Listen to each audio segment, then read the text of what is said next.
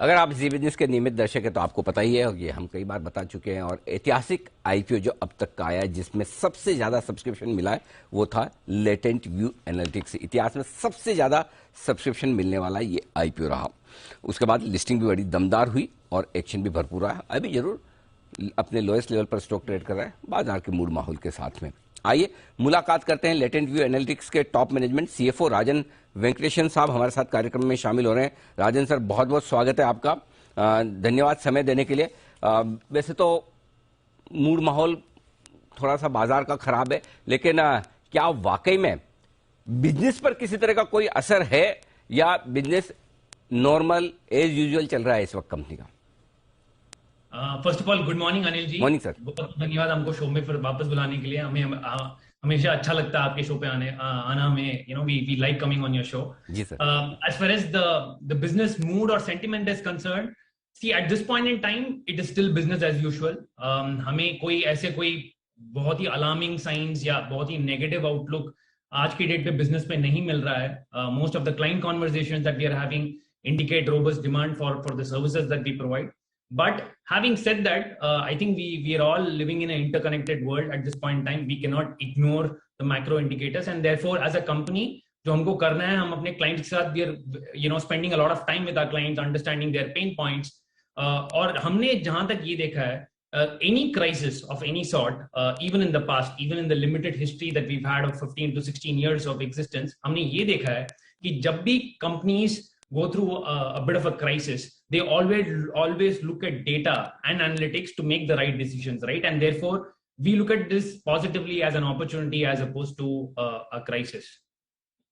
सबसे अच्छी चीज आपने कही कि बिजनेस एज यूजुअल है, बाकी तो मूड माहौल जो कम ज्यादा होता है वो होता ही है।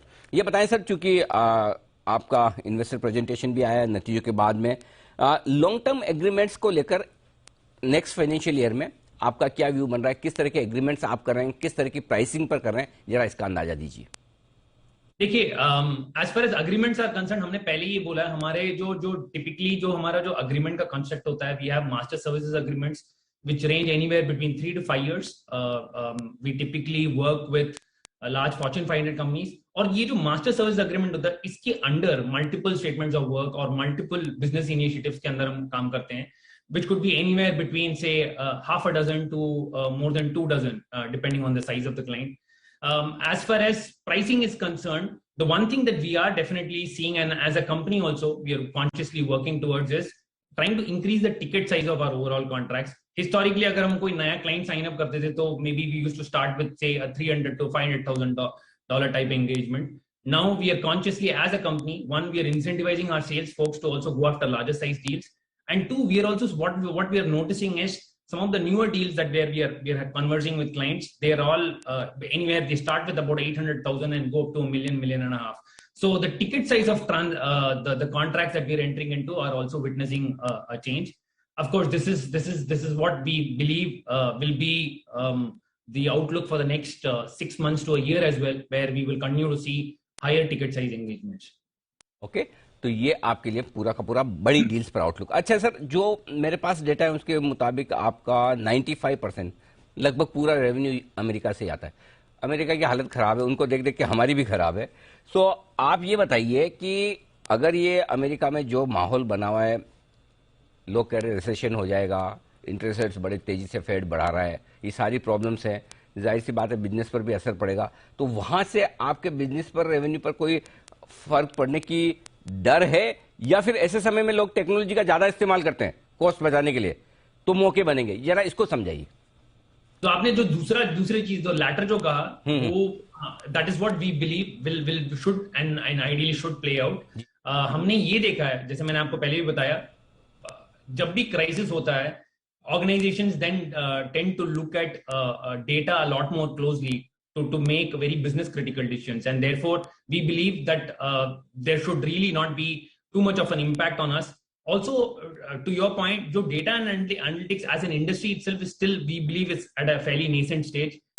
There is significant headroom, not just for us, for all the other players as well, and therefore and today if you look at it, I mean in revenue terms we are fairly small.